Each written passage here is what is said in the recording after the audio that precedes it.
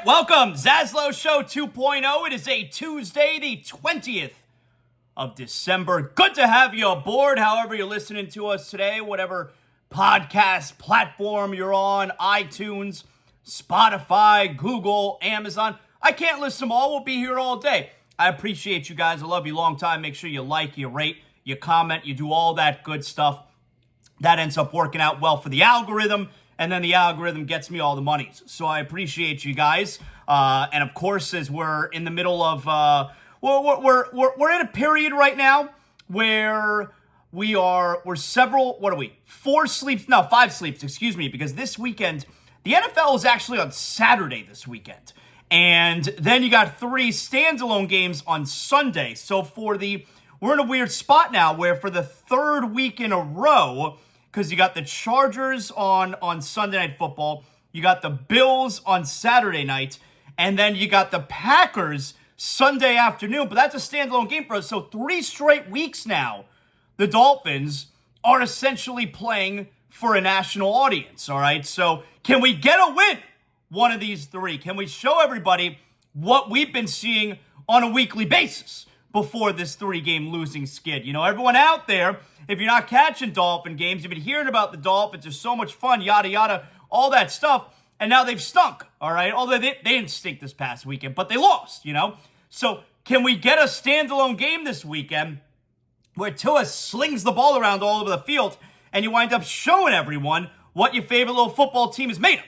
So we're marching toward Week 16. Most of the games are on Saturday. It's a full slate on Saturday. Sunday, though, you got the Dolphins and Packers. Speaking of which, so last night you had Monday Night Football end Week 15. Packers win 24-12 over the Rams. The Rams are officially eliminated, as if you didn't know, but the Packers are still in the playoff picture. And it sounded kind of crazy, right? Where, what was it, a couple weeks ago when they lost? I think they dropped to 4-8. And the conversation was, do you go to Jordan Love now? And then it was, all right, well, as long as we're still alive, I want to still be the quarterback. As long as we're still alive, we're still mathematically in it. Aaron Rodgers is going to be the quarterback. Well, they're still mathematically in it. And why am I even bringing this up? Well, because this Sunday, you're going to have a very motivated Aaron Rodgers and the Green Bay Packers. The Dolphins host the Packers on Sunday, a Packer team that feels like, and look, Aaron Rodgers is not even close to Aaron Rodgers, even from last year. He's not great. But as long as you got Rodgers there, you got a quarterback who for the most part is going to make smart decisions. I know he already has 10 interceptions this year, which is like more than his last 2 seasons combined. But they're going to go into this game against the Dolphins this weekend feeling like, okay, if we get through this one, because it's their last road game of the season. And then they're home, their last 2 games are Minnesota and Detroit. So the Packers are going into this game this weekend saying, all right, we're taking on a struggling Dolphin team. Even though, based on their performance this past Saturday night, yes, they've lost 3 in a row, but I don't know that the Dolphins are struggling anymore. They played a really good game against maybe the best team in the NFL in inclement weather on Saturday night. But the Packers are going to go into this game saying, all right, this lines up well for us. We're facing a struggling Dolphin team, and then we got 2 home games against Minnesota and Detroit. Minnesota, who the hell knows? I mean, they're like the worst 11-4 team you've ever seen. And then, of course, Detroit at home, while Detroit certainly has something to play for, the Packers are going to feel good about that game. So the whole point is, after last night's win for Green Bay, they're going to go into this game this weekend thinking they have an opportunity still to make the postseason. Now, they're on the outside looking in. They are, what are we talking about? I mean, the last playoff spot right now is Washington, who is 7-6-1, right? Yeah, so Green Bay is, I mean, I guess they're a game and a half back. Is that what we call it there? Green Bay's 6-8. So they're 2 back in the loss column. I think that's probably the way you got to look at it, with Seattle and Detroit sandwiched in between. The point is, after last night's win, you're going to have a motivated Packers team coming to town this weekend. So that game wasn't any good last night. I watched a lot of it because the Panther game was, oh my God, the Panthers, they stink. I mean, there's just no other way to put it. I don't know what else to tell. And I understand, you were playing the best team in the league. The Panthers are ravaged by injuries. Barkov was out. He hurt his knee last game. I told you about that. You can come up with whatever reasons you want.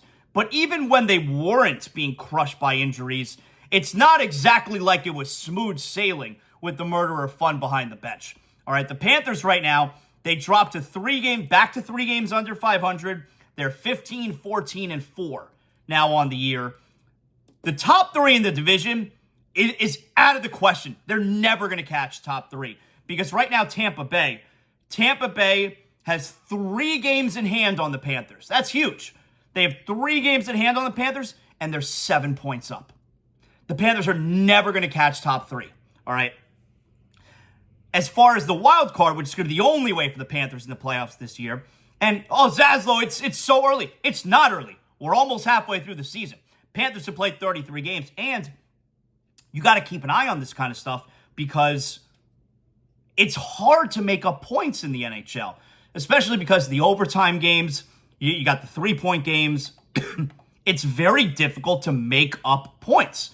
So the Panthers right now are 4 back of the final wild card spot with the same amount of games played as the Islanders. But you got 2 teams sandwiched in between, Washington and Buffalo. So forget about the division. You don't even have to look at the division anymore. Panthers, after last night's 7-3 loss in Boston, the Panthers were down 3-0 after the first period. And then I was so close to turning the game off because they got down 4-0 90 seconds into the second period. I was so close to turning it off. I didn't realize, I had my stories on WWE Raw, so should I switch it over to that? Or, the Monday Night Football's on the small TV. I kind of want to keep it on the small TV in the Zaslow Mansion family room. What should I do about that? And I was like, all right, I'm going to keep it on. And the Panthers made it 4-1. And they made it 4-2. And then you had the replay review, and now it's 4-3. So the Panthers, for the most part, in that second period, the Panthers, after getting down 4-0, they're down 4-3, and then actually Boston scored, made it 5-3. That was a killer. But I was actually like, the Panthers have played really well this second period, and they're down 5-3. Then you get to the middle of the third period, kind of still feels like they're in it. Then it becomes 6-3, and then it's totals and highlights. Then we're done. Spencer Knight, first game back after he had been dealing with an odd COVID illness, looked super rusty. He ate all 7 of those goals, all right? The 7th goal was scored with just a few minutes left in the game, and Spencer Knight ate them all. So Panthers, they lose last night 7-3. They are embarrassed in Boston, and now their reward is tomorrow night they get the Devils again. Now, they beat the Devils on Saturday night, played what I thought was their best win of the season, and the Devils have actually lost 5 in a row. So tomorrow night, Panthers looking to get back on track, but they're going to miss the playoffs. They are. They're counting on getting healthy. You're going to get Barkov back soon. Hopefully you get Lundell back. Maybe Anthony Duclair plays this season. Gudis is close to coming back. Hopefully you get Hornquist in the not-too-distant future. Ekblad, can he start playing like Aaron Ekblad? When Sasha Barkov returns, can he do something? There's a lot of things out there that have gone wrong for this team, and they do not look like a playoff team. Forget about the division. You're just going to have to keep track of the wild card. And like I said, they're 4 points back of the wild card right now. We're not even halfway through the season. We're getting there, but we're also in a place where it's time to start worrying. This team ain't that good. So Panthers get their ass kicked last night. Monday Night Football last night, 24-12. Packers win. Not a very good game. Packers remain alive, and that's important, though, because the Packers come to town this weekend. Hey, of course, ZASLOW Show 2.0, everything ZASLOW Show 2.0, is presented by our title sponsor, Anidjar and Levine, accident attorneys. If you've dealt with an injury because of an accident, you got to get an attorney on the phone right away, and I send you to Anidjar and Levine Accident Attorneys. They're going to get you the money you deserve. You could focus on your health, on getting better, and they're going to take care of all the extracurricular stuff. 800-747-FREE. That's 800-747-3733. I send you to Anidjar and Levine because I trust them. I know those guys personally. Mark Anidjar, Glenn Levine, Ellie Anidjar, they're going to take care of you. If you're listening to ZASLOW Show 2.0, you're one of my closest friends. So I got to make sure you're taken care of. Anidjar and Levine Accident Attorneys, 800-747-3733. So, tonight, how about this? Now, by the way, with NFL Week 15 wrapped up, we got to let you know coming up which teams, which fan bases, not the Dolphins. We take the Dolphins out of the picture. Which fan bases are going through good times and who's having hard times, daddy. So we got good times and hard times. That's coming up in the show in a little bit. Now, tonight, you got the Heat back in action. I'm feeling good about the Heat. Is the fun finally starting? Is the fun going to start? You got Kyle Lowry, who is questionable tonight. Who else is? Caleb Martin is questionable. Everyone else seems good to go. I mean, I know Jimmy Butler is listed as probable. The Heat did shenanigans over the weekend. You saw that, right? Because the game in Mexico City or the game before Mexico City, which win was that? Houston. The NBA fined the Heat $25,000. Apparently, they didn't disclose injury information properly. So they were fined $25,000. And they listed everyone on the injury report on Saturday. That's funny. I like that. That's funny. So tonight, it looks like everybody's going to be good to go. We're waiting on word of Kyle Lowry. He's questionable. It is what it is. I mean, are we even concerned if Kyle Lowry's going to play tonight? Like, if he plays, okay. If he doesn't play, okay. So otherwise, the Heat are looking for their 5th consecutive victory. 4 straight for Miami. Finally over 500 for the first time this season. Tonight, they begin a 4-game homestand. Now, before I get to that, we'll do a little personal stuff here.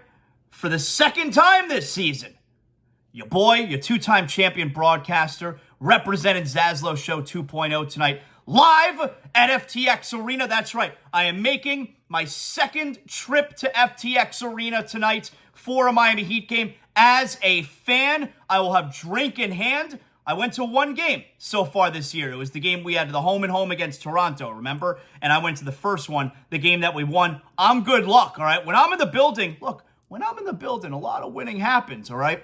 2012, 2013. When I'm in the building, a lot of winning happens. And I was in the building, of course, when the Heat beat the Raptors earlier this year when they were struggling. So your boy is back tonight against a struggling Chicago Bulls team. We're going to be... If you want to look out for me, I'm going to be sitting right up close, practically courtside next to the Heat bench. No cap, all right? So if you want to see me, that's where I'm sitting tonight. I'm going to be the guy with the drink in hand, ready to go for win number 5 in a row. So I'm going tonight. I'm taking my son. We're going to have a great time. Just the 2nd game I've been to this year.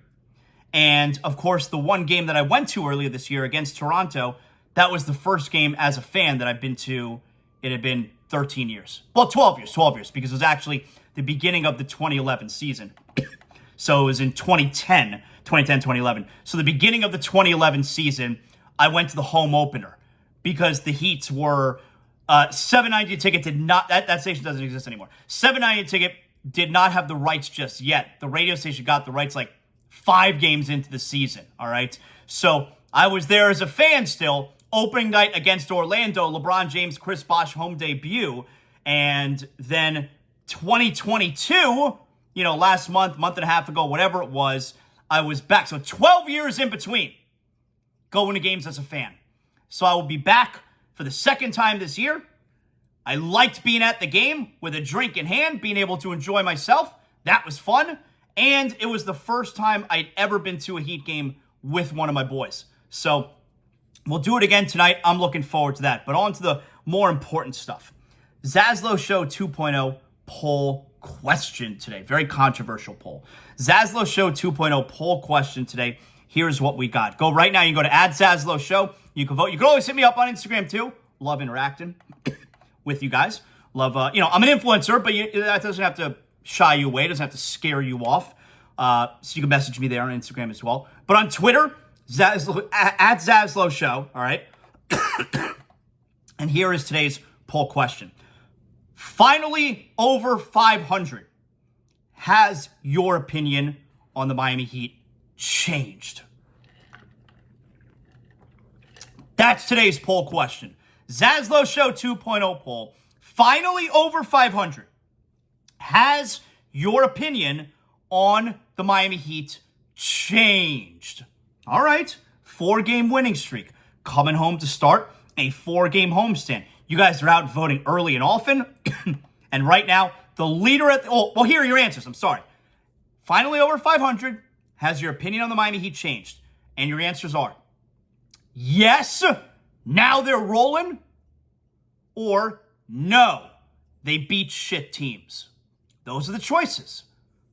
And right now, with 69% of the vote, right now, with 69% of the vote, the leader is no. My opinion has not changed. They beat shit teams. Okay? So go out and vote, participate in the show. I like to see it.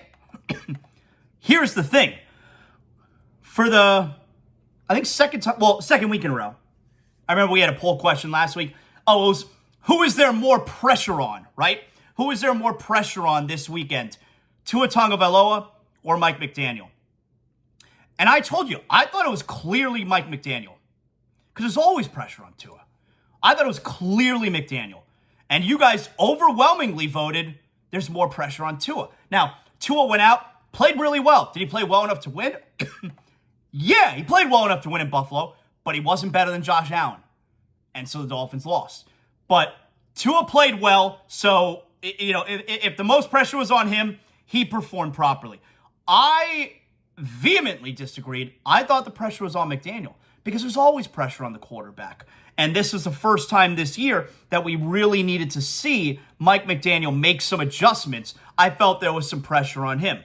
And for the most part, I thought he did fine, especially the way they mixed in the running game.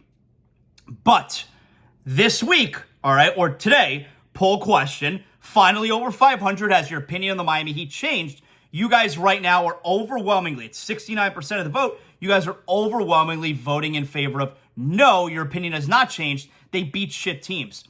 I disagree again. I voted yes. Now they're rolling. I think the fun's about to start. I do. Because look, this streak of them playing their best basketball, yes, it's against crap teams. Hold on right there a second. The sign of a good team is beating the crap teams. I mean, you look at the Florida Panthers right now, they don't beat the crap teams. They lose to teams like Columbus. They're not beating the crap teams. They're losing to teams like Chicago. They're not beating the crap teams. And the Heat, earlier this season, I mean, they're losing to some crap teams. I mean, look at some of these teams that the Heat have lost to so far this season, all right? This is no joke. Look at some of these terrible losses from the Heat so far this year. All right. They lost to Washington. That's a bad loss. They lost to Toronto. You see what Toronto's doing right now. That's a bad loss. Minnesota, I mean, is Minnesota a bad loss? It's not good. It's not good. They lost to, let's see, other shit teams here that the Heat have lost to so far this year. How about the opening game against Chicago? I mean, we're playing Chicago tonight. We didn't know the time Chicago was going to struggle, but that's struggle city for them. They lost to Sacramento. I know Sacramento's over 500, but still, nobody respects the Kings yet. I mean, come on. They lost it. They lost by 20 to Detroit. That was only, what was it, over a week ago, right? They lost to San Antonio at home. So the Heat have their fair share of crap losses against crap teams. Well, during this stretch now, the Heat have beaten the bad teams. They beat Indiana, although I think that's a good win. They beat Houston in a close game. You got to win some close games. The Heat love losing close games this year. And then they beat up San Antonio. I mean, they won by 10, but they pulled away in the fourth quarter. That game wasn't in doubt. I think that the Heat, and this also, not coincidentally, is coinciding with Tyler Hero. You're getting that growth within Tyler Hero playing the best basketball of his career right now. Bam Adebayo playing the best basketball of his career right now. That was the only way that the Heat were going to wind up getting better this year. They didn't add anyone. They stink. Internal growth. That was the only way they were going to wind up being better. And it is not a coincidence that finally now they're beating the teams they should beat. They've won 4 in a row season high. They're over 500 for the first time this year, and it's coming with internal growth. Despite injuries too, because during this stretch, Jimmy was out a couple games, Bam missed a game, and Kyle Lowry, I don't know if that's good or bad, has missed the last couple games. So it's not a coincidence. And now finally they're getting going because you got Hero and Bam playing the way that we need them to play. So I disagree with most of the ZASLOW Show 2.0 listener right now who is voting that, no, it's okay. Like, I understand why you're saying your opinion has not changed. No, they beat shit teams because, yes, they have beat crap teams. And also, does 4 games erase the previous 27? We're not in the early part of the season anymore. We're 31 games in. It's almost halfway through the year. So does that erase what you've seen so far? No, it shouldn't erase what you've seen so far. But I'm giving you reasoning behind why I feel like they're starting to get things going. And it's because of Bam and the way that he has played. And it's because of Hero, the way that he has played. So I'm not just going with, yes, I think they're starting to get rolling now. I'm not just saying that all willy-nilly and only taking into account, hey, they're checking the box on the left side of the standings. I know they played bad teams, but I think there are reasons why they are winning these games. And I think it's the most important thing that this team needed this season and was getting that internal growth and having Bam and Tyler take another step. And I think that's what they're doing. So I disagree with the ZASLOW Show 2.0 listener. I think my opinion has changed. I think they're starting to get rolling. Now, we are going to find out. This homestand, I told you going into that road trip, got to go 4-0. I didn't expect them to, but you got to go 4-0. Take advantage of the schedule, and this is your opportunity to climb out of the hole. It's so hard to get out of a hole. When you're 3-4 games under 500, which they've been this year, remember they were 7-11. They got to 10-11. Then they were, obviously right now, they were 12-15. Now they're 16-15. They've done it. Like, they have overcome the awful start. Now it's time to take care of business. They've overcome the awful start. It's hard, man. And it didn't take them that long to do it. 4 straight games, popped them all off one at a time. They've overcome that start. Now it's time to take care of business. And if this is a taking care of business kind of team, and we know Eric Spoelstra's teams always get better as the season goes on. So if this is a taking care of business kind of team, you're about to find out. You go learn. Go learn. Because this homestand right here, you can find out what this team's about. This homestand right here, look at the teams they're playing. Chicago tonight, struggle city, man. Like, it kind of feels like Chicago's on the verge of blowing things up. Chicago, Indiana, who you beat last week. Minnesota. All right, Minnesota beat you, of course, in Minnesota, but, they've been very up. They've been a big disappointment this year, and they got that stiff Rudy Gobert. What a stiff. And then you got the Los Angeles Lakers closing it out. No Anthony Davis. And I don't know, if that's a back-to-back, you're not going to get LeBron either. And we'll get to that situation. Oh, the Lakers last night.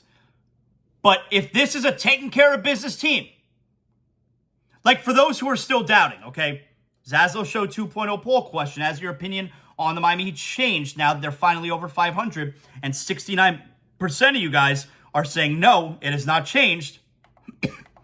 Will that opinion change if they roll through this homestand now? Like maybe, hopefully, we'll revisit this question.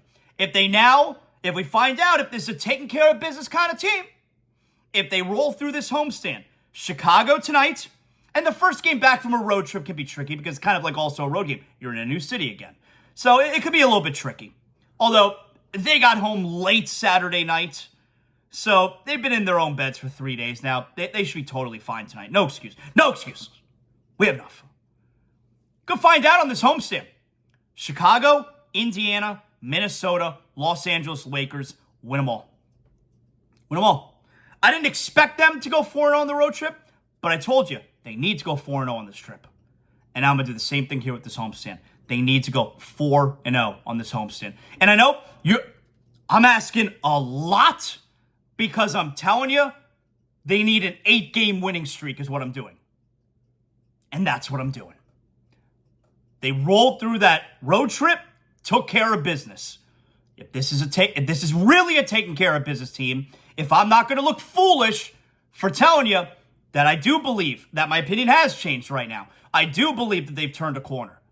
We're going to find out, because if they have turned a corner, they will finish this homestand with 4 straight, and they will be winners of 8 in a row.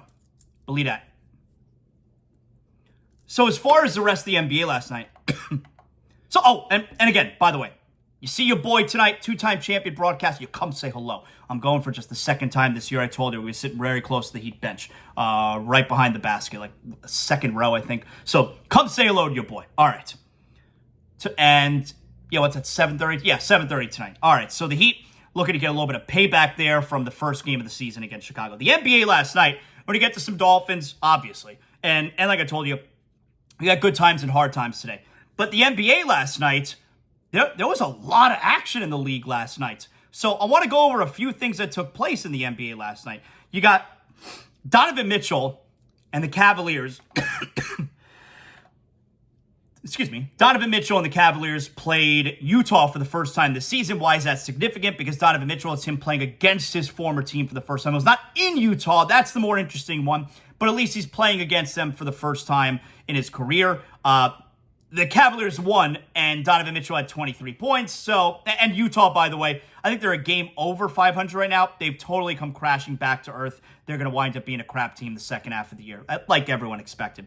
The 76ers beat the Raptors in overtime. Why is that interesting? Well, Joel Embiid stays on a tear that he's on right now. But the Raptors, and this Chicago team, too, that the Heat are playing tonight, the Raptors look like the Raptors are one of those disappointing teams in the league, I would say. They've lost 6 in a row. They're 5 games under 500 at 13-18. They're 10th in the East. Chicago is right behind them at 11-18. Chicago's on the outside looking in. Those two teams right there, they've lost a combined 10 games in a row. Toronto 6, Chicago 4.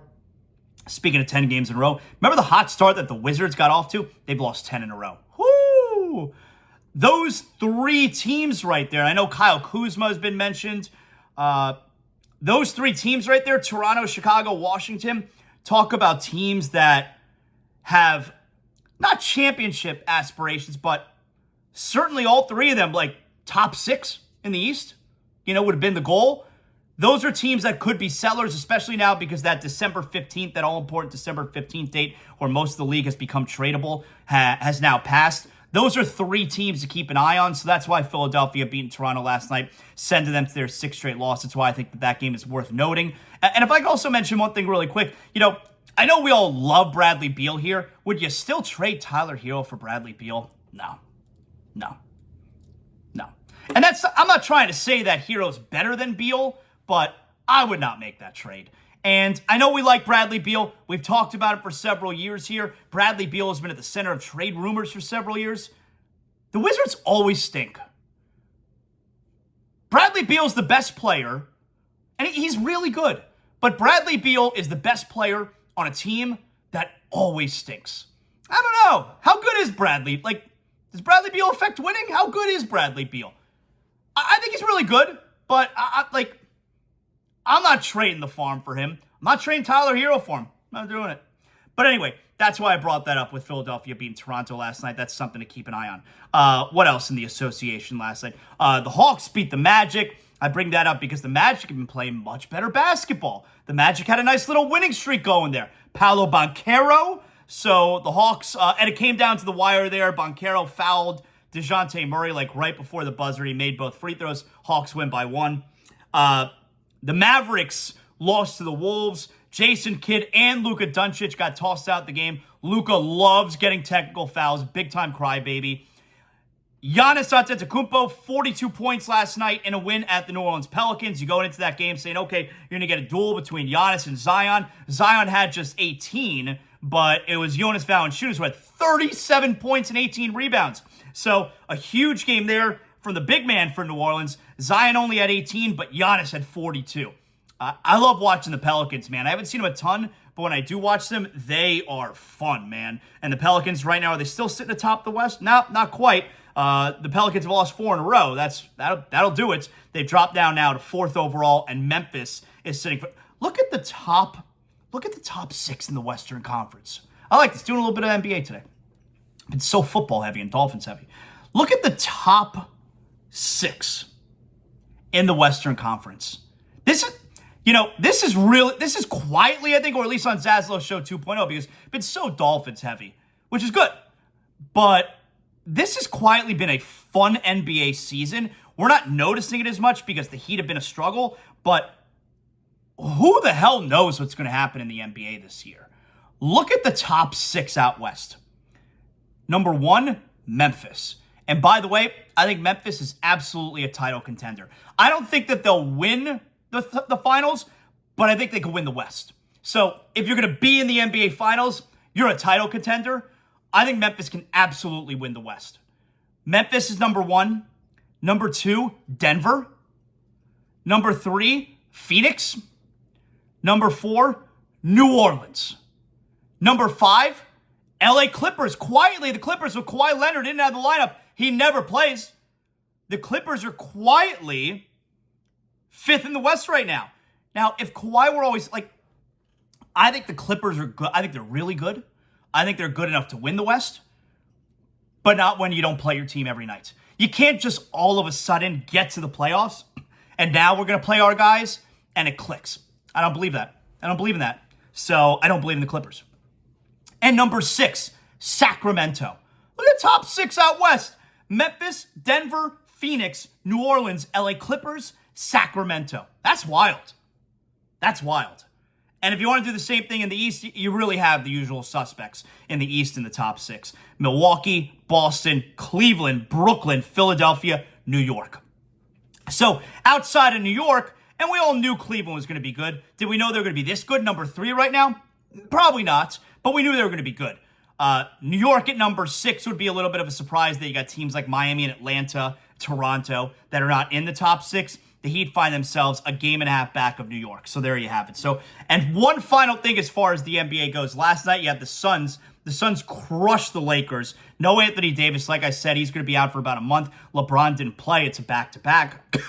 And that's where the Lakers are going to be in trouble because Anthony Davis is going to miss a month. They got into a huge hole at the start of the season at 2-10. They're not going to be able to overcome injuries. And on the second nights of back-to-backs, even with Anthony Davis out, LeBron's going to sit.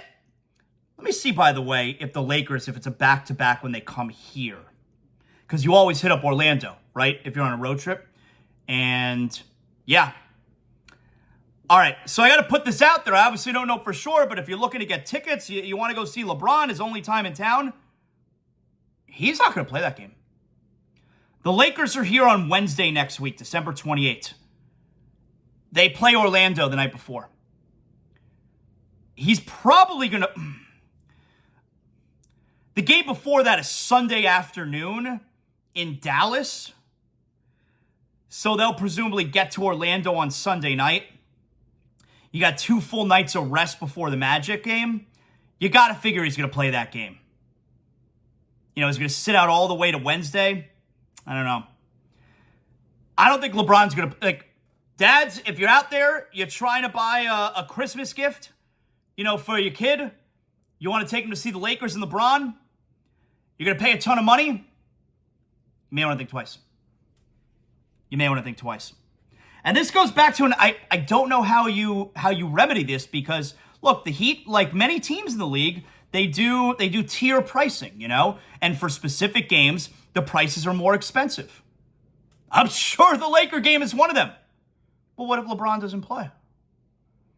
There should be some system where you get a credit. You don't get your money back. You're still going to the game. You're still getting the game. You're still getting the service that you paid for. But I really wish we could do something where you get some type of credit. They should, if LeBron doesn't play, that's why the Laker game is uppriced. You should get back the difference in the price if he doesn't play. And I'm telling you, it's the second night of a back-to-back. He's not going to play. But anyway, last night, the Laker game, that's a disclaimer. But last night, the Laker game, they got their ass kicked by Phoenix last night. Why am I bringing that up?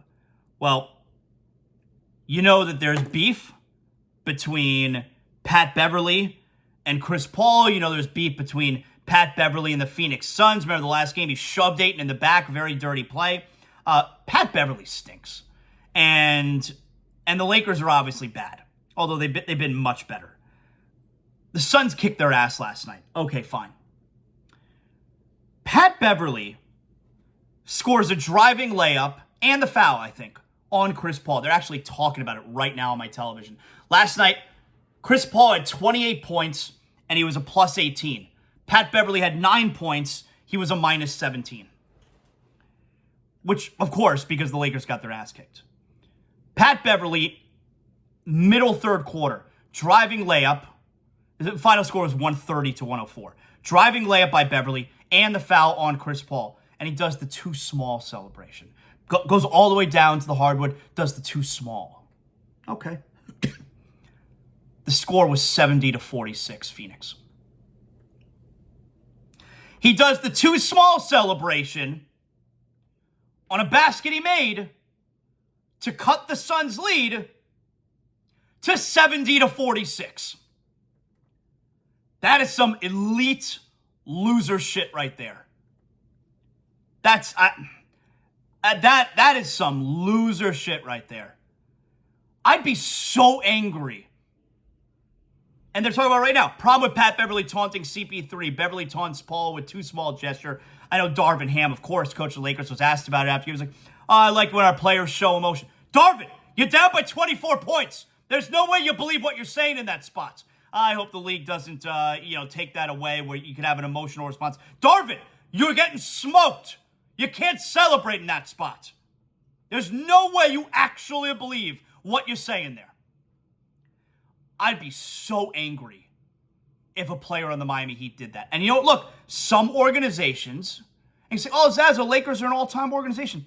They haven't been a well-run organization in a long time. Some organizations allow that kind of behavior.